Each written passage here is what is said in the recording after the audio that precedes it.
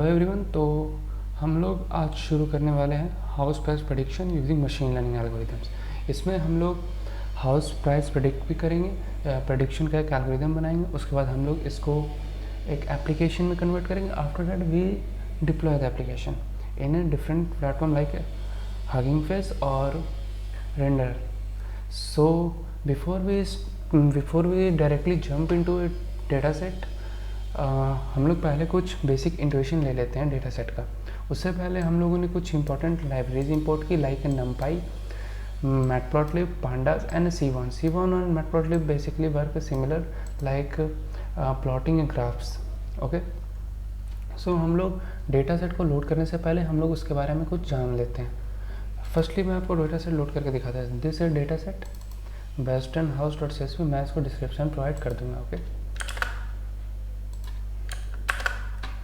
This ये देखें, यहाँ पे हम लोग के पास CRISM, ZN, INDUS, CHS ये सब क्या है, इसके बारे में हम लोग थोड़ा डिटेल ले लेते हैं। Okay, CRISM per capita crime rate by town, proportional of a residential land zoned by lots of over 25,000 square feet, proportion of a non-retail business and other things. Like it's have a containing total, I'll explain, 14 rows and 14 columns and 506 rows। And इसमें हम लोग को predict करना है MDDV। MDDV is actual basically A mean valued ownership occupation. Okay, this is the target value variables in the regression problem. तो ठीक है, हम लोग डेटा सेट के बारे में बेसिक नॉलेज ले लिए। अब हम लोग डायरेक्टली इसके आगे काम पे जाते हैं। मशीन लर्निंग में बेसिकली हम लोग स्टार्ट करते हैं नल वैल्यूज ट्रीटमेंट से लेकर के एक्सप्लोरेटरी डेटा इवैल्यूएशन, एंड उसके बाद हम लोग मॉडलिंग में जाते हैं। ठीक है, तो हम लोग सबसे पहले देखेंगे कि इसमें कोई नल वैल्यूज़ या वैसा कुछ तो नहीं है, उसको हम लोग को रिमूव करना पड़ेगा, क्योंकि नल वैल्यूज़ जो है क्रिएट कर देता है एम्बिग्यूटी हमारे मॉडल्स में। ठीक है, तो लेट्स स्टार्ट। सबसे पहले हम लोग चेक करते हैं इसका सारे रोज का इंफॉर्मेशन।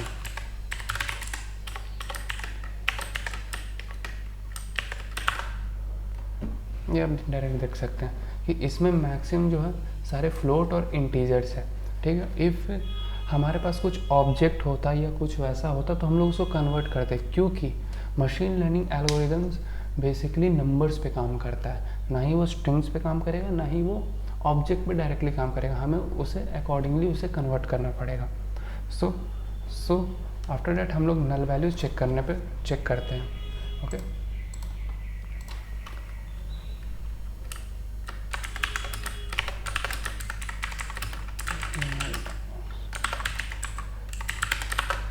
तो हम लोग के पास नल वैल्यू चेक करने का सिंपल सा कोड है, df.isNA। isNA मीन्स नल, isNA नल डॉट सम मेरे को हर रो वाइज, हर कॉलम वाइज मेरे को कितना नल वैल्यू उसका सम दे देगा।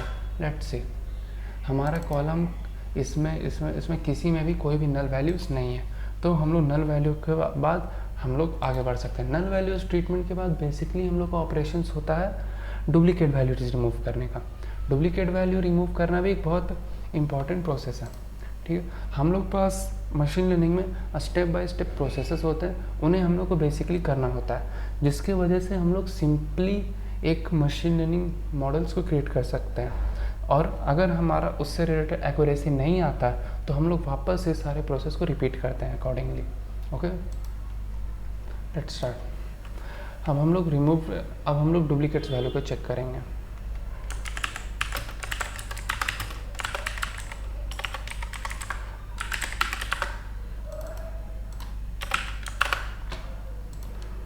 और कोड्स आप लोग को सारे मिल जाएंगे मेरे गिटहब पे।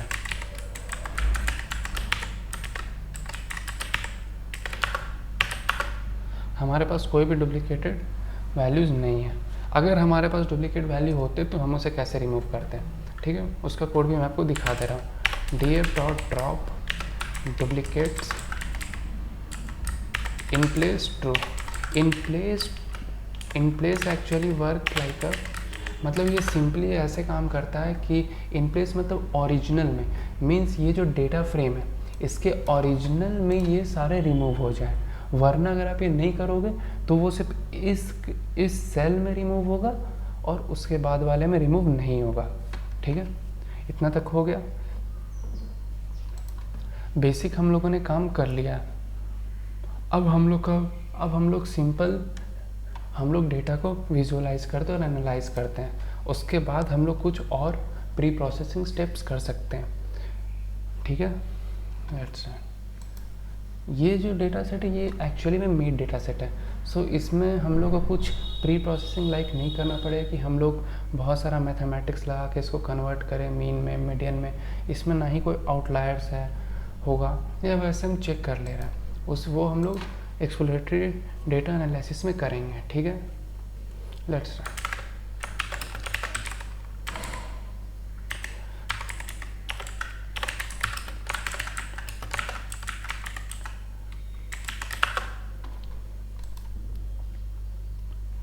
हम लोग सारे कॉलम वाइज हम लोग इसका एनालाइज करेंगे। सबसे पहले हम लोग चेक करते हैं इसका, सबसे पहले हम लोग कौन सा डेटा सेट उसमें करें। सो हम लोग कॉलम बाई कॉलम हम लोग इसका बॉक्स प्लॉट चेक करेंगे और भी बहुत सारे कुछ, वो मैं एक्सप्लेन करता हूँ आगे धीरे धीरे। ठीक है, उससे पहले एक काम हम लोग और करेंगे। वो क्या है, बहुत बेसिक सा चीज़ है, वो कोई बहुत बड़ा हार्ड चीज़ नहीं है, वो हम लोग यहीं पे कर लेते हैं। df dot columns is equal to df dot columns dot str, convert करेंगे स्ट्रिंग में, फिर उसके बाद स्ट्रिप। व्हाट स्ट्रिप वर्क्स मैं भी समझाता हूँ। इफ़ हमारे पास ज़रूरी नहीं है कि चीज़ इसमें हो, बट इफ़ होता है तो हमें प्रॉब्लम ना हो उसके लिए ऐसे करते हैं। मान लीजिए I have a data name cream, CRIM, ठीक है, और वो क्रिम में आगे या पीछे कुछ स्पेस होता, आगे स्पेस होता या पीछे स्पेस होता, तो इसके वजह से जब आप उसे ऐसे लिखेंगे df CRIM क्रिम और कुछ भी इसमें ऑपरेशन करेंगे, लाइक इसमें मैं किया तो यहाँ पे आ गया, बट अगर मान लीजिए यहाँ पे स्पेस रहता तो ये मेरे को एरर दे देता। तो यहाँ पे तो वैसा नहीं है, तो ये वाले जो सेगमेंट ऑफ कोड है ये क्या करे, कॉलम का जो नेम है, जो कॉलम का नेम है उसको स्ट्रिप कर देगा, मीन्स आगे से पीछे जो उसका स्पेस है उसको सारे को रिमूव कर देगा। और वो यहाँ पे 2 बार यूज़ करने का इसलिए क्योंकि अगर मैं डायरेक्ट इसको यूज़ करता तो वो सिर्फ इस सेल के लिए होता, जो कि मैं आपको प्रीवियसली एक्सप्लेन कर चुका हूँ, और बट मैंने इसको एक्चुअल में अपेंड भी कर दिया, जिसकी वजह से ये अब हमारे एक्चुअल में भी चेंज हो गया। सो हम लोग स्टार्ट करते हैं। हम लोग पहला अपना कॉलम को विजुअलाइज करते हैं। ठीक है, हम लोग इसके लिए C1 यूज़ करेंगे, SNS box plot. Box plot basically define बताता है हम लोग आउटलायर्स क्या है डेटा में, उसका एक डिस्क्राइब, और उसको अच्छे से एक्सप्लेन करता हूँ। देखो df CRIM डॉट डिस्क्राइब, इसका काउंट कितना है 506, मीन कितना है 3.61 और बाकी सारी चीज़। अब इसको हम लोग को एक बॉक्स प्लॉट में देखना है, तो हम लोग उसको कैसे करेंगे, SNS बॉक्स प्लॉट एक फंक्शन है df CRIM trim और बस dot Orient is basically for directions, it's horizontal or vertical. Let's see here you see that कि जो हमारा यहाँ पर का जो वैल्यू है उसके बाद से इसमें बहुत सारा आउटलायर्स दिख रहा है, बट ये कुछ ज़्यादा ही है तो हम लोग इसको डायरेक्टली रिमूव नहीं कर सकते हैं। सो लेट्स सी कितना है हमारे पास। ये हमारा मेन वैल्यू कहाँ से कहाँ तक लाई कर रहा है, यहाँ 0 से ये अराउंड कुछ वैल्यूज़ होगा। ठीक है, और ये वाला कुछ सिंपल बेसिकली इसका मतलब ये है कि हमारा जो मीन है वो 3 है, ठीक है, हमारा मीन जो है यहाँ पे लाई कर रहा है, बट यहाँ पे स्टैंडर्ड डेविएशन 8 है, ठीक है, और मिनिमम वैल्यू इतना है, 50% वैल्यू इतना, मैक्सिमम और मैक्स कुछ जो वैल्यू है बहुत ज़्यादा है, ठीक है। तो हम लोग उसको फ्यूचर में हटाएंगे। इसको हटाएंगे कैसे, उसका बहुत सिंपल सा कोड है, मैं आपको तुरंत बता दूंगा वो चीज़, ठीक है। लेट्स सी कि हम लोग को हटाना है, लेट्स सी हम लोग को हटाना है ये स्टैंडर्ड डेविएशन के बाद का कोड, ठीक है, हम बाद का सारा पॉइंट्स, बट हाँ ठीक है, हम लोग हटाते हैं। D F is equal to D F के अंदर जो मेरा फ्रेम है उसका हम लोग वही वैल्यू लेंगे जो कि less than is equal to होगा 8.601545। लेट्स अब हम लोग वापस से जब ये कोड रन करेंगे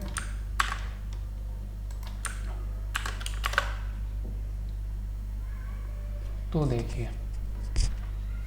देखिए ये हमारा 8 के बाद आ रहा है, तब भी यहाँ पे आउटलायर नहीं हटा, क्योंकि इसका जो मीन वैल्यू है वो मेरा 3.6 के अराउंड है, ठीक है। बट हम लोग एक बार डेटा सेट को काउंट कर लेते हैं उससे पहले, सॉरी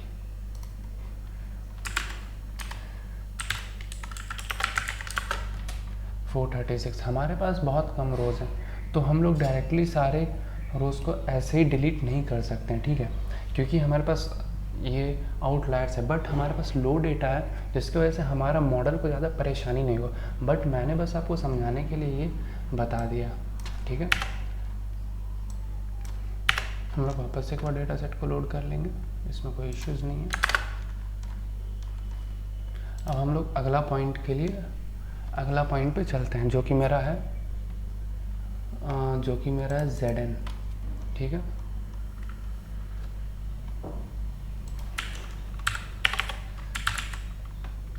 सो बेसिकली हम लोग ये काम बार बार भी कर सकते हैं और एक बार में सारे भी कर सकते हैं, ठीक है। तो वो मैं आपको करके दिखाता हूँ। हम लोग अब एक बार में सारे करेंगे, क्योंकि इसमें हम लोग को आउटलायर रिमूव करना नहीं है, डायरेक्टली हम लोग को वर्क करना है, सो हम लोग ये डायरेक्ट कर सकते हैं, ठीक है।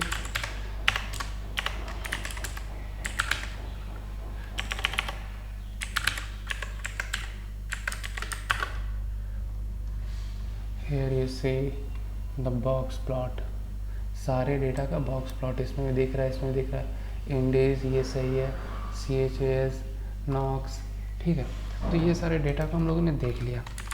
df.save, इसमें वैसा कुछ करने का ज़रूरत हम लोग को है नहीं, हम लोग को बहुत सा प्री प्रोसेसिंग लगाने की डेटा में ज़रूरत नहीं है, ठीक है। तो हम लोग अब क्या करेंगे, अब सिंपल हम लोग और कुछ विजुअलाइजेशन करेंगे, लाइक कि कौन सा डेटा पॉइंट ज़्यादा इम्पोर्टेंट है, कौन सा पॉइंट इम्पोर्टेंट है ही नहीं, उन सारे चीज़ों को हम लोग ऑब्ज़र्व करेंगे, ठीक है। उसके बाद हम लोग मॉडलिंग की तरफ जाएंगे। अगर हमारे पास बहुत लार्ज डेटा सेट होता तब हम लोग ज़रूर हर एक पॉइंट का आउटलायर रिमूव करते हैं। आउटलायर रिमूव करने का भी टेक्निक होता है, ठीक है। आउटलायर रिमूव करने का डायरेक्टली 2 टेक्निक्स होते हैं, सिंपल, एक जेड मेथड होता है, हाँ सिंपल, बेसिकली यही मेथड होता है जिसमें से यहाँ पे जो इसके पीछे जो पॉइंट है, मीन्स जो ये सब के बाद वाला पॉइंट है सारे डेटा पॉइंट्स में से, ठीक है, उसको वो हटा देगा, और जहाँ तक उसका रेंज है, जहाँ तक उसका मैक्सिमम रेंज है, ये वाला मेरे को बताता है, ठीक है। ये वाला मेरा इनसाइड में मेरा एक मीन रहता है, लास्ट में मेरा मैक्स मीन रहता है। मतलब हमारा ये बॉक्स प्लॉट कैसे बनता है मैं भी उसको आपको एक्सप्लेन कर देता हूँ, ठीक है। लेट्स एग्जांपल ले लेते हैं, डेटा सेट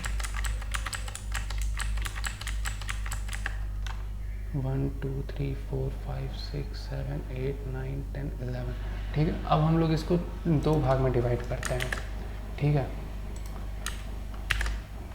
ये फर्स्ट पार्ट हो गया, ये सेकंड पार्ट हो गया। इसको हम लोग IQ1 IQ2 मेथड कहते हैं। इस मेथड में एक्चुअली होता क्या है, ठीक है, वो समझते हैं। 1 2 3 4 5 2 3 4 5 6, ठीक है, कोई दिक्कत नहीं है हमारे पास। इस वाले में हम लोग इसका मीन निकालते हैं, ठीक है। सो ये हम लोग का बॉक्स प्लॉट का एग्जांपल है, ठीक है। ये हमारा मीडियन होता है और ये होता है इंटर क्वार्टाइल रेंज, ठीक है। ये हमारा 25% होता है, ये 75% होता है। और इसके बाद ये मैक्सिमम Q3 + 1.5 IQR होता है। मैं इसको एक्सप्लेन करता हूँ ये निकलता कैसे है, ठीक है। अगर मान लीजिए हमारे पास ये डेटा सेट है, इसका जो मीडियन होगा, इसका जो मीडियन होगा, ठीक है, और इसका जो मीडियन होगा, इसका जो मीडियन होगा ये IQR1 कहलाएगा, इसका जो मीडियन होगा ये IQR3 कहलाएगा, ठीक है। और जो IQR2 होगा, जो IQR3 - IQR1 होगा, ठीक है। यहाँ पे वही है, ये जो IQR निकलेगा ये Q3 - Q1 होगा। और Q1 क्या होगा, Q1 क्या होगा, Q1 होगा फर्स्ट पार्ट का मेरा मीडियन, और Q3 क्या होगा सेकेंड पार्ट का मीडियन, ठीक है। और IQR क्या होगा दोनों का -Q3 - Q1। और उसके बाद ये वाला मेथड से मैक्स निकाल सकते हैं, ये वाले मेथड से मीन। और जो उसके अंदर लाई नहीं करता है वो मेरा आउटलायर्स कहलाता है। समझ में आ गया? नहीं समझ में आया तो थोड़ा सा वीडियो पीछे करके समझने का ट्राई करो, मैं एक बार और बताता हूँ, ठीक है। इसी एग्जांपल से, ये एग्जांपल परफेक्ट नहीं है, ये जो हाफ के बाद है इसका जो मीडियन होगा वो क्या होगा Q3। हम लोग को एक सबसे पहले तो जो भी नंबर होगा उसको हम लोग को 2 भाग में बांट देना है, ठीक है। और इधर वाला जो नंबर होगा वो मेरा हो जाएगा कि इधर वाला नंबर का जो मीडियन होगा वो हो जाएगा मेरा Q1। तो IQR क्या होगा Q3 - Q1, बिल्कुल यहाँ पे, ठीक है। IQR क्या होगा Q3 - Q1, ठीक है। अब मिनिमम वैल्यू क्या होगा Q1 - 1.5 IQR, और मैक्सिमम क्या होगा Q3 + 1.5 IQR। ये बेसिक फार्मूला है IQR निकालने का, Q3 - Q1।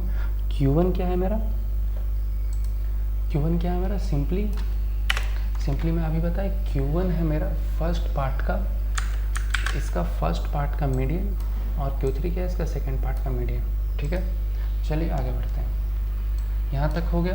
अब बहुत सारे इसके डायरेक्ट फार्मूला होते हैं, उसको आप लोग इस्तेमाल करके डायरेक्ट आप लोग आउटलायर रिमूव कर सकते हैं, बट मैं यहाँ पे नहीं करूँगा क्योंकि यहाँ पे अगर मैंने कर दिया तो डेटा सेट बहुत कम हो जाएगा, ठीक है। और एक और मेथड होता है DB स्कैन, वो मैं आपको आगे वाले वीडियोज़ में बताऊँगा, ठीक है। तो आगे बढ़ते हैं। अब हम लोग क्या करेंगे, और डेटा को अच्छे से विजुअलाइज़ करेंगे। और डेटा को हम लोग अच्छे से कैसे विजुअलाइज़ करेंगे, हम लोग अब रिलेशन चेक करेंगे। उसके लिए सबसे बेस्ट है, या तो एक एक करके कर सकते हैं, और उससे भी अच्छा ऑप्शन है पेयर प्लॉट। मैं आपको पेयर प्लॉट ही बहुत अच्छे से समझा दूंगा, और हीट मैप भी, ठीक है। हीट मैप समझने में भी बहुत प्रॉब्लम होता है, ठीक है। SNS pair plot,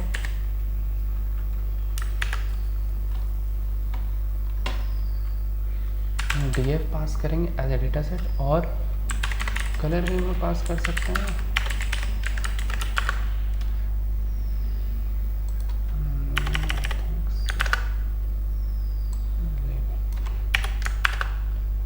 pair plot को बनने में कुछ सेकंड का टाइम लगता है क्योंकि ये सारे पॉइंट्स को मैच करता है, ठीक है। सो हमारा पेयर प्लॉट बन गया। इसमें आप लोग को कुछ समझ में तो आ नहीं रहा होगा, ठीक है। तो इसमें हम लोग अब समझने का ट्राई करते हैं हम लोग को करना क्या।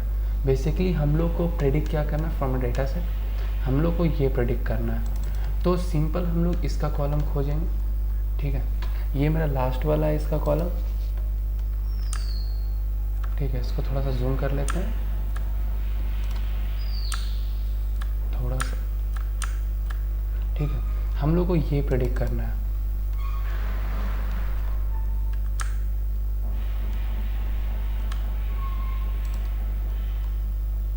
ठीक है।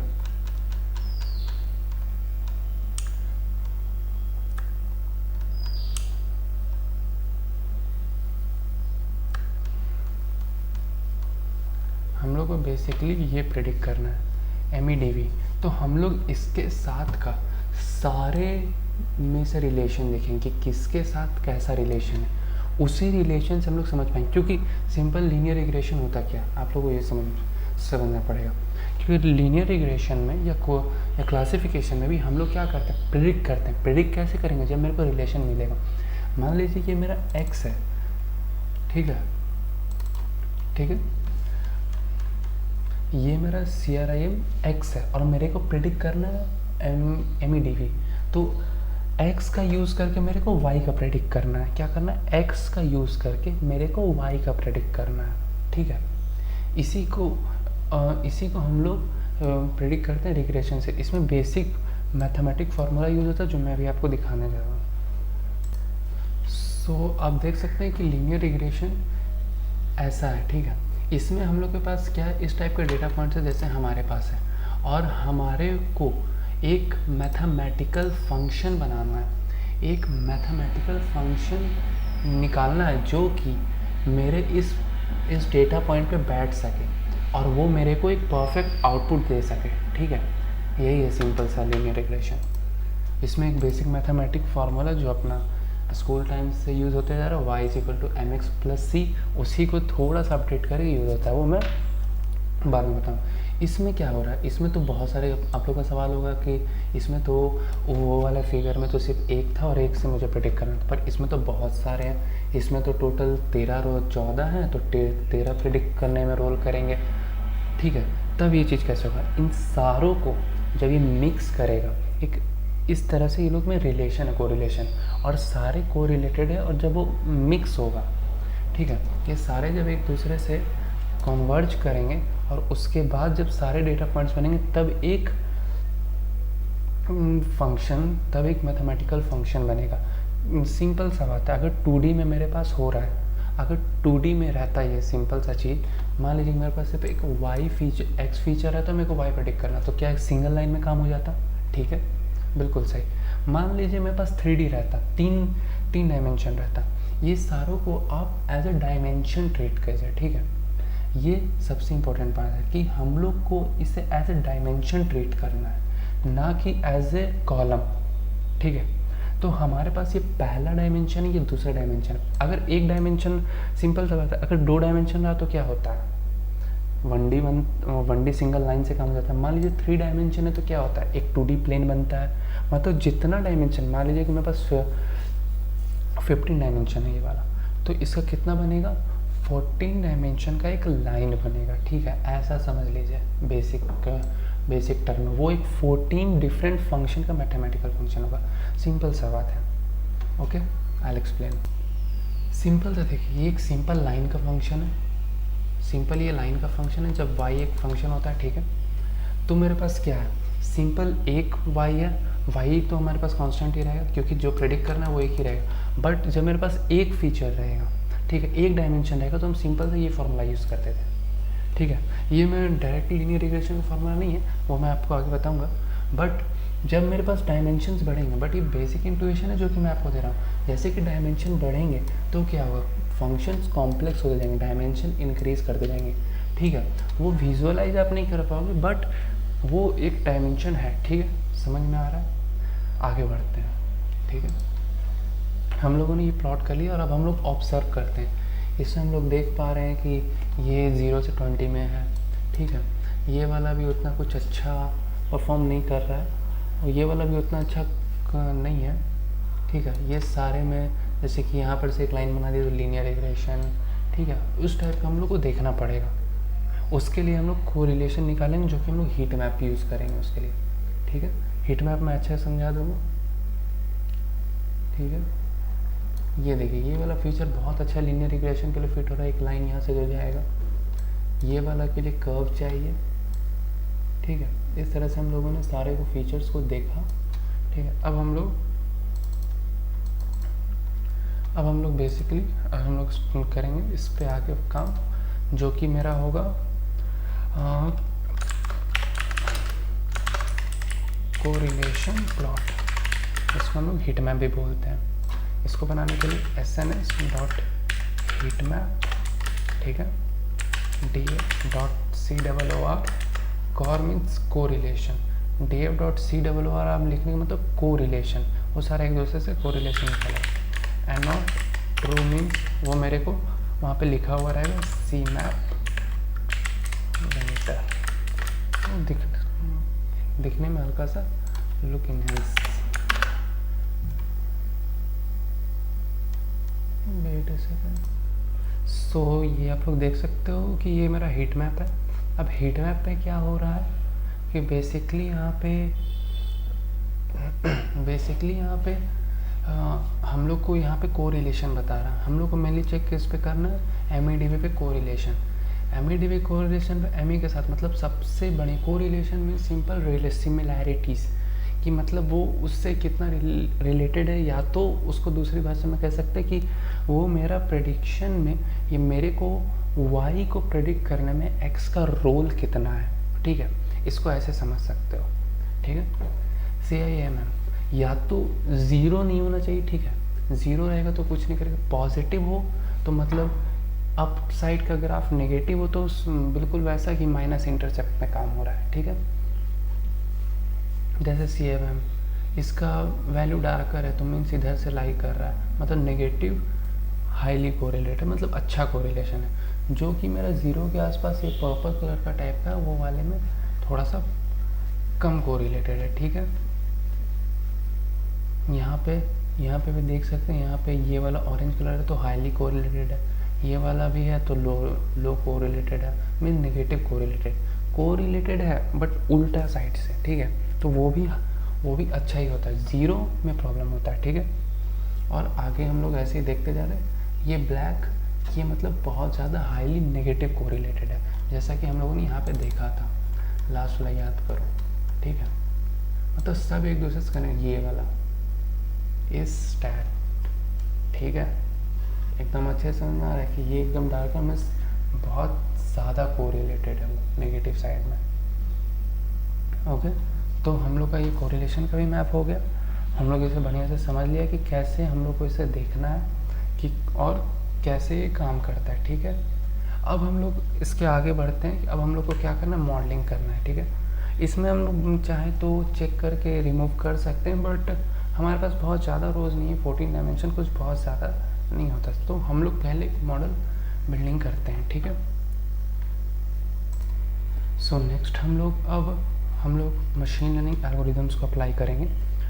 ठीक है, अब हम लोग मशीन लर्निंग को अब हम लोग यहाँ तक पहुँच गए कि हम लोग मशीन लर्निंग एल्गोरिदम को अप्लाई कर सकें। ठीक है, सो अब हम लोग सबसे पहले इम्पोर्टेंट लाइब्रेरीज को इंपोर्ट करेंगे।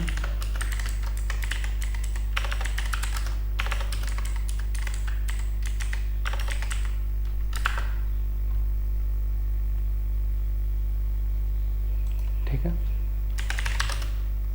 सबसे पहला हम लोग का होगा sklearn। अगर आप लोग कॉन्डा यूज़ कर रहे हो तो इसके बेस वाले में आप लोग को sklearn प्री बिल्ड मिलेगा, वरना आप लोगों को sklearn बाहर से मीन्स पिप इंस्टॉल करना पड़ेगा अगर आप लोग VS कोड में यूज़ कर रहे हो। और अगर केगल या फिर केगल पे भी होगा और आपका कोलैब में भी होगा। ठीक है, सो और बस बट आप लोग अगर VS कोड और पाइचाम जैसे इन्वायरमेंट में कर रहे हो तो आप लोग को वहाँ पे मैनुअली इंस्टॉल करना होगा sklearn। ठीक है, sklearn बेसिकली एक मशीन लर्निंग हेल्पिंग लाइब्रेरी है जिसमें बहुत सारे यूटिलिटी फंक्शंस हैं जो कि हम लोग को सारा कोडिंग करना और आसान कर देता है। ठीक है, सो हम लोग सबसे पहले मॉडल सिलेक्शन, इंपोर्ट ट्रेनिंग,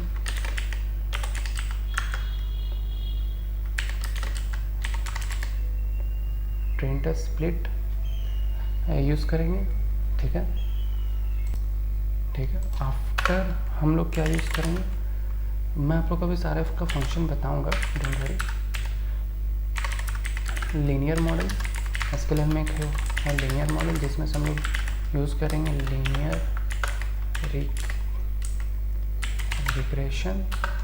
उसके बाद तीसरा हम लोग यूज़ करेंगे sklearn में ट्री। ठीक है, इंपोर्ट डिसीजन ट्री रिग्रेशन। और उसके बाद हम लोग अपना सबसे इम्पॉर्टेंट यूज़ करेंगे एनसेम्बल मेथड। मैं आपको एनसेम्बल मेथड भी आगे बेसिक क्लियर करूँगा। ठीक है, जिसका सबसे बेस्ट है रैंडम फॉरेस्ट।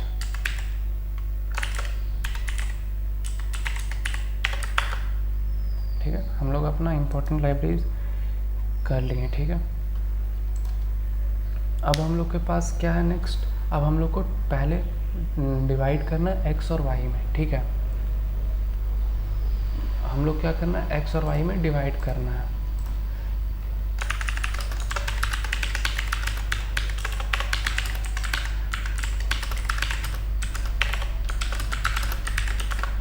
ठीक है, तो हम लोग स्टार्ट करते हैं। एक्स में क्या होगा, डी एफ, या तो हम लोग आई लॉक यूज़ कर सकते हो तो नॉर्मल ड्रॉप यूज़ कर सकते हो, तो हम लोग सिंपल ड्रॉप यूज़ कर लेते हैं, ठीक है। ड्रॉप, मेरा कॉलम जो है, कॉलम कौन सा है जिसे मुझे ड्रॉप करना है। ड्रॉप मीन्स सिंपल सा समझिए कि मुझे एक्स क्या है मेरा, एक्स में ये सारे होंगे बट ये नहीं होगा, ठीक है। एक्स मतलब एक्स वो है जो कि मेरा प्रेडिक्शन में हेल्प करेगा, वाई जो है जिसे मुझे प्रेडिक्ट करना है, ठीक है। तो एक्स मेरा क्या है, कॉलम, ठीक है। ड्रॉप करना मीन्स हम लोग एम ई डी वी को ड्रॉप कर देंगे, एम ई डी वी को मतलब हटा देंगे। तो एम ई डी वी को जब हटा देंगे, जो कि मेरा प्रेडिक्शन वाला कॉलम है, तो मेरे पास सारा क्या बचेगा, जो जिससे मुझे प्रेडिक्ट करना है, ठीक है। सिंपल सा है।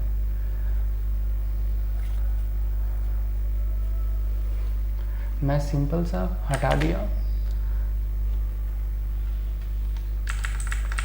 इसको हम लोग एज ए वेक्टर पास कर देंगे, ठीक है।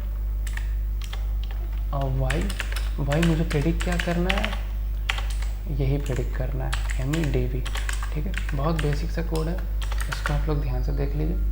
मतलब सिंपल, अब मैं आप लोग को एक्स दिखाई देता हूँ, एक्स डॉट हेड 5, ठीक है। इसमें मेरे पास सारे रोज है बट जो प्रेडिक्ट करना है वो नहीं, क्योंकि मुझे एक्स में अगर मैं प्रेडिक्शन वाला ले ही आऊँगा तो फिर मॉडल ट्रेन ही नहीं हो पाएगा। मॉडल को क्या कि मैं ये सारे वैल्यूज़ दूंगा और वो मुझे ये प्रेडिक्ट करके देगा, समझ रहे हैं, ठीक है। वो चीज़ करना है, तो उसके लिए हम लोगों ने उस चीज़ को रिमूव कर दिया।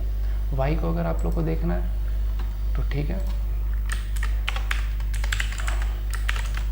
हेड 5, ठीक है। ये देखिए, इसे बस मुझे प्रेडिक्ट करना है, ये एक फ्लोटिंग पॉइंट नंबर है, ओके, ठीक है। तब हम लोग स्प्लिट करेंगे। स्प्लिट करने का मतलब क्या होता है कि हम लोग, ठीक है, स्प्लिटिंग का मतलब सिंपल से मैं एक्सप्लेन कर रहा हूँ। मान लीजिए कि मेरे पास 506 डेटा सेट्स हैं, ठीक है। इसको मैं ऐसे हटा देता हूँ। मान लीजिए मेरे पास 506 डेटा सेट है, तो मेरे पास कुछ डेटा सेट प्रेडिक्शन के लिए, कुछ डेटा सेट टेस्टिंग के लिए होंगे, कुछ डेटा सेट ट्रेनिंग के लिए होंगे। मतलब कुछ डेटा ट्रेन होंगे उस डेटा पॉइंट से, उस वो जो मैथमेटिकल फंक्शन बन जाएगा ट्रेन होने के बाद, उसी मैथमेटिकल फंक्शंस पे वो टेस्ट करेंगे, वो की होगा टेस्ट डेटा, ठीक है। उसको मैं इसका कोड लिख रहा हूँ तो समझ में आएगा आप लोग को। X train comma X test, ठीक है। पहले एक्स वाला को, एक्स को डिवाइड की ट्रेन और टेस्ट में, ठीक है। और फिर वाई को वाई ट्रेन वाई टेस्ट, और हम अपना फंक्शन कॉल कर देंगे ट्रेन टेस्ट स्प्लिट, ठीक है। इसमें हम एक्स पास करेंगे, वाई पास करेंगे, और टेस्ट साइज क्या है, simple 0.2 means 80% of A data training का होगा, 20% ऑफ द डेटा टेस्ट का होगा। मान लीजिए यहाँ पे 0.3 कर दूँ मैं, ठीक है। तो 70% डेटा ट्रेनिंग का होगा, 30% डेटा टेस्टिंग का होगा, ठीक है। ये सिंपल, अभी हम लोग रिग्रेशन प्रॉब्लम कर रहे हैं तो इसीलिए हम लोग इसमें क्रॉस वैलिडेशन टेस्ट ये सब नहीं करें। क्रॉस वैलिडेशन एक्चुअली में होता क्या कि वो एक मतलब क्रॉस वैलिडेशन के फोल्ड डिफरेंट टाइप का क्रॉस वैलिडेशन होता है जो कि हेल्प करता है इक्वल रेशियो में डेटा को डिवाइड करने। बट यहाँ पे हमारे पास प्रेडिक्शन में रिग्रेशन है, सो हम लोग उसके बिना भी यहाँ पे हमारा काम हो जाएगा। और रैंडम स्टेट हम यहाँ पे 101 रखेंगे। मीन्स रैंडम स्टेट का मतलब सिंपली होता है कि हमारा जो डेटा सेट है, मान लीजिए कि हम ये रैंडमली डिवाइड करता है, ठीक है, रैंडमली स्प्लिट करता है। तो कहाँ से स्प्लिट करता है, मान लीजिए कि मैंने यहाँ पे जिस फॉर्म में स्प्लिट किया, अगर आपको आपने अपने कंप्यूटर में रन किया तो क्या वो सेम में होगा। अगर मैं रैंडम स्टेट नहीं देता तो वो रैंडमली होते रहता, बट मैंने यहाँ पे डिफाइन कर दिया 101, तो एक नॉर्मल रैंडम स्टेट पे वो अपना डेटा सेट को डिवाइड करेगा। मतलब वो डेटा, मतलब एक्स ट्रेन में वही डेटा आएगा जो मेरे लैपटॉप में भी है और आपके लैपटॉप में भी होगा, ठीक है, समझ गए, सिंपल सा चीज़ है। हम लोग एक बार चेक कर लेते हैं। एक्स ट्रेन का शेप कॉमा एक्स टेस्ट का शेप। एक्स ट्रेन का शेप है मेरा 354/13 और 152/13, ठीक है। वाई का भी बराबर होगा, बस वहाँ पे रो 1 होगा, ठीक है। हम लोग कर लिए इतना काम। अब हम लोग क्या करेंगे, क्या करेंगे, लीनियर रिग्रेशन अप्लाई करेंगे, ठीक है।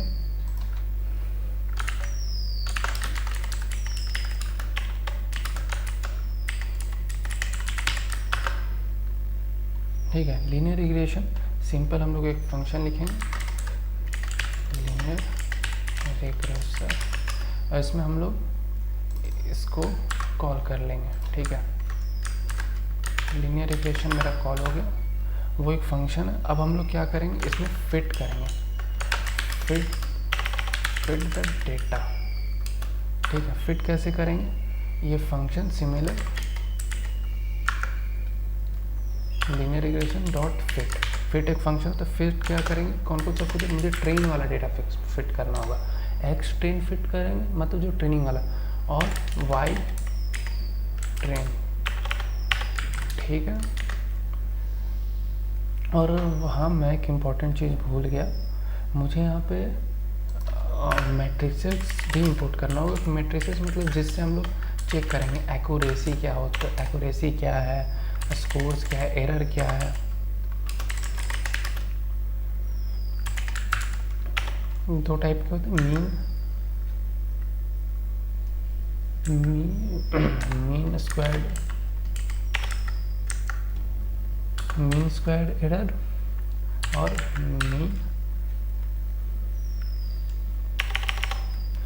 R2 score. अभी के लिए हम लोग बस इतना ही यूज़ करेंगे, ठीक है। Mean square error simple x minus x1 का होल स्क्वायर, मीन्स x नहीं, मीन्स y का जो वैल्यू आएगा, ठीक है। लेटेस्ट एग्जांपल, ठीक है, आई विल एक्सप्लेन।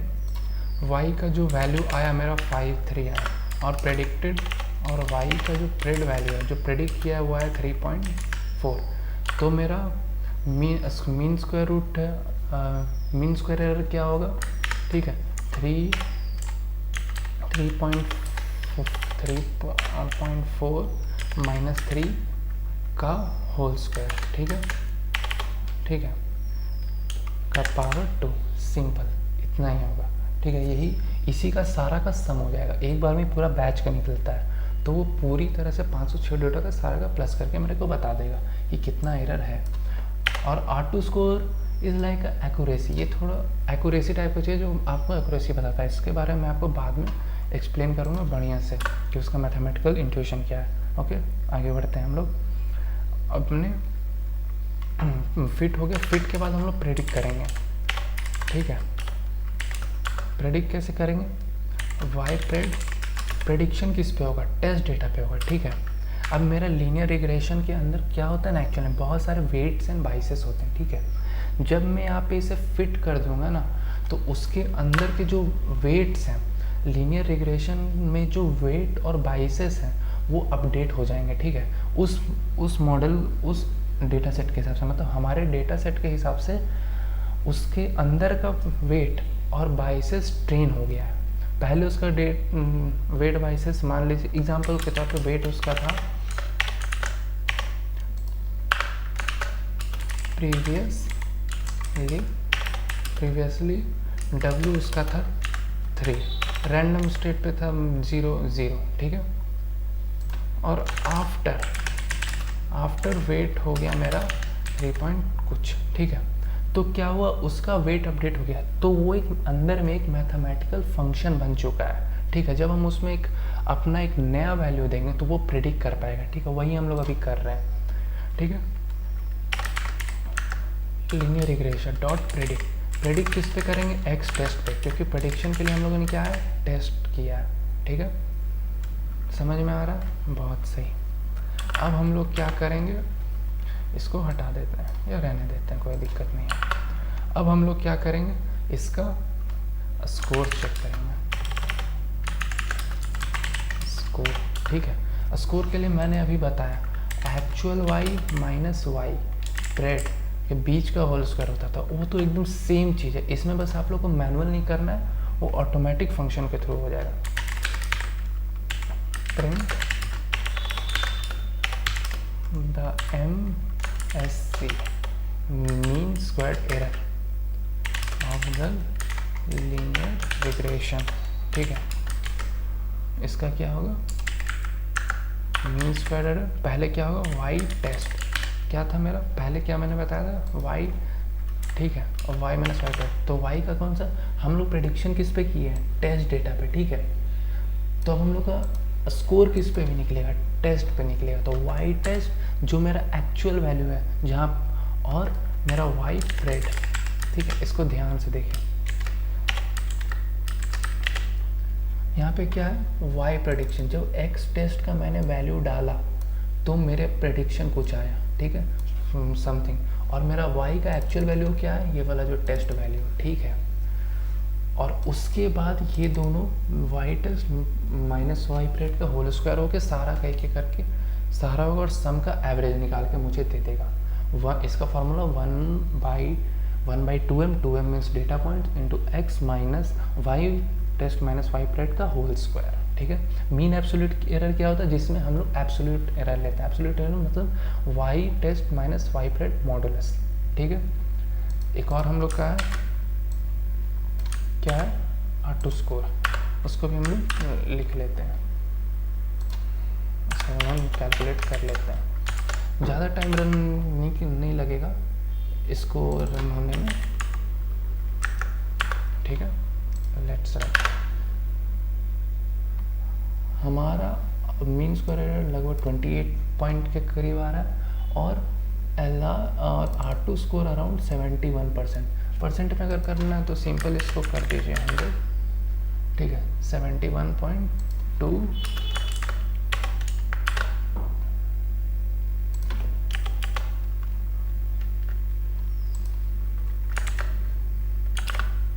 ठीक है, इतना परसेंट।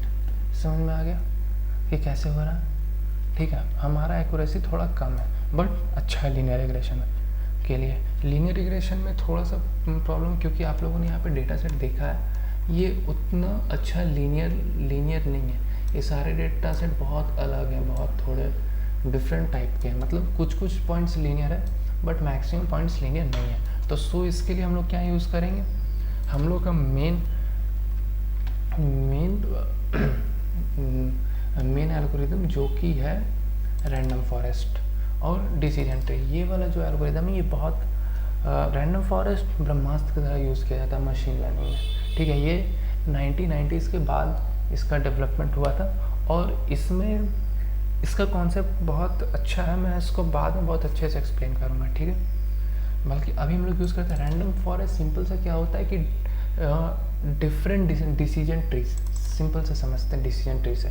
डिसीजन ट्री कैसा होता है, मान लीजिए कि मेरे पास 14 क्या है मेरे पास, ठीक है, मेरे पास है टोटल 14 कॉलम्स जो कि प्रिडिक्शन में हेल्प कर रहे हैं, ठीक है। तो अब मेरे पास क्या है, 14 प्रिडिक्शन में मेरे हेल्प कर रहे हैं, बट आई वांट कि 14 जो है उसका एक डिसीजन ट्री बनेगा, ठीक है।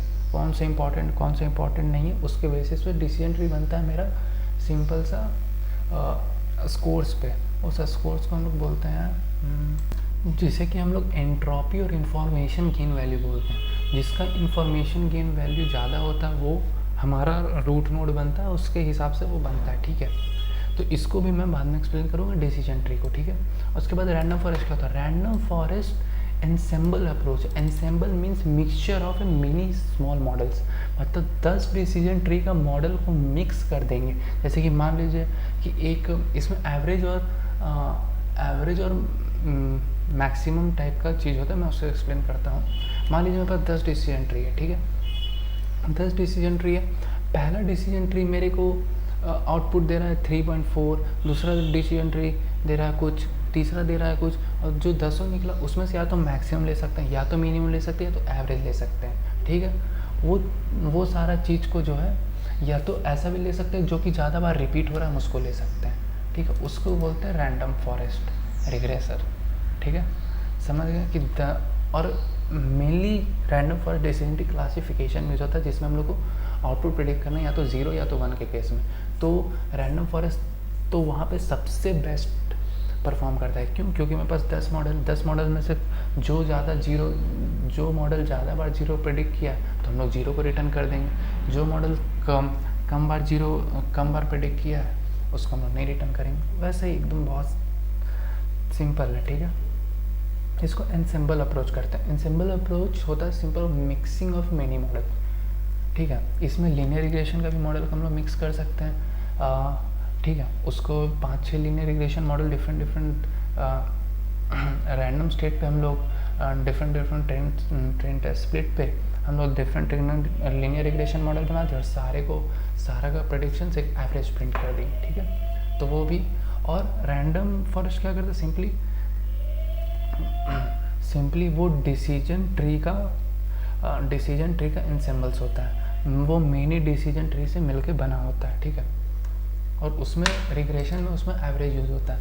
10 अगर मान लीजिए कि 10 मेरा डिसीजन ट्री बना तो उसके बाद उस 10 का एवरेज हो जाएगा जो प्रेडिक्शन वैल्यू होगा, ठीक है। तो पहले हम लोग डिसीजन ट्री का यूज़ करते हैं, फिर उसके बाद हम लोग यूज़ करेंगे हम लोग का सिंपल रैंडम फॉरेस्ट, ठीक है। कोड एकदम सिमिलर होगा, कोड में कोई चेंजेस नहीं होगा। सो मैं तुरंत लिख के दिखाता हूँ। सो हम लोग अब देखते हैं डिसीजन ट्री। मैंने कोड लिख दिया है, उसमें भी हम लोग सेम काम किया, dt = डिसीजन ट्री रिग्रेसर। हम लोगों ने क्लास को कॉल किया, उसमें फंक्शन को कॉल किया जिसमें हम लोग एक्स ट्रेन को डाल रहे हैं, वाई ट्रेन को डाल रहे हैं, जो कि मेरे को मॉडल को जो कि फिट करेगा, ठीक है। अब यहाँ पे dt का वेट और वाई से सब अपडेट हो जाएगा। तो हम लोग अब करने जा रहे हैं प्रेडिक्शन का, ठीक है। वाइप्रेड आई यूज़, ठीक है। वाइप्रेड प्रेडिक्शन कब यूज़ करेंगे, टेस्ट में यूज़ करेंगे, ठीक है। अब उसके बाद हम लोग स्कोर निकालेंगे वाई टेस्ट और वाइप्रेड में, जो भी मैंने समझा। और इसका MSE थोड़ा कम आया 21, और इसका R2 स्कोर जो कि एज एक्यूरेसी होता है उसका आया 78%, ठीक है, जो कि बहुत अच्छा है। प्रीवियस से तो लीनियर रिग्रेशन से बहुत अच्छा है, ठीक है। और ये है मेरा लास्ट में रैंडम फॉरेस्ट, ठीक है। रैंडम फॉरेस्ट सबसे बेस्ट रिजल्ट देता है, क्योंकि मैंने स्टार्ट में बोला था ये एज ए मशीन लर्निंग में ब्रह्मास्त्र यूज़ होता है, ठीक है। जहाँ वो दोनों मॉडल 71-78 में अटक रहे थे, इसने 86% दिया। और अगर हम लोगों ने इसमें हाइपर पैरामीटर ट्यून किया तो ये मुझे और अच्छा रिजल्ट दे सकता है। बट हाइपर ट्यून पैरामीटर हम लोग नेक्स्ट वीडियो या कोई और वीडियो में सीखेंगे। उससे पहले हम लोग इस मॉडल को डम कर लेते हैं, मतलब पिकल में कन्वर्ट कर लेते हैं, ठीक है।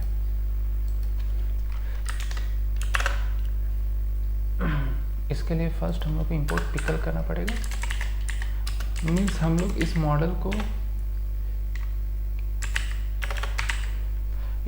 को हम लोग सेव कर ले रहे हैं। इस मॉडल को जब हम लोग सेव करेंगे तो उस फाइल में सेव हो जाएगा, फिर हम लोग इसको फ्यूचर में यूज़ करेंगे। और हम लोग फाइनली कंक्लूड करते हैं कि हम लोग का रैंडम फॉरेस्ट वैसे ही चलती है। और इसके बाद हम लोग इसका सेकेंड पार्ट करेंगे, जिसमें हम लोग इसको एज एन एप्लीकेशन स्ट्रीमलेट या फिर जिसके भी थ्रू हम लोग बना सकते हैं, स्ट्रीमलेट या फिर फ्लास्क के थ्रू बनाएंगे और इसको हम लोग डिप्लॉय भी करेंगे, ठीक है।